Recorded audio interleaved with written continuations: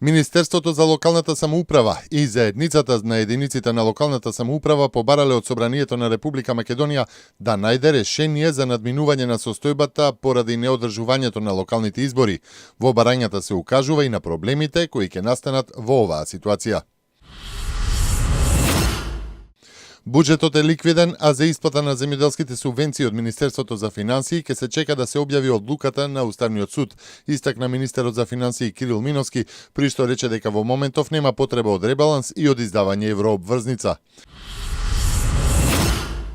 Раст од 2,9% на македонската економија за оваа година и раст од 3,2% на БДП за 2018-та, предвидува Европската комисија во пролетната економска прогноза.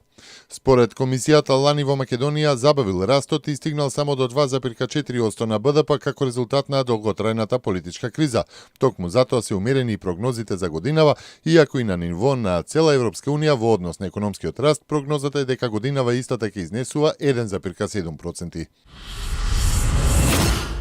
НАТО пред средбата на врвот во Брисел на 25 мај ќе одлучува дали ќе се приклучи кон воената коалиција што војува против терористичката организација Исламска држава, изјави генералниот секретар на НАТО Јенс Столтенберг.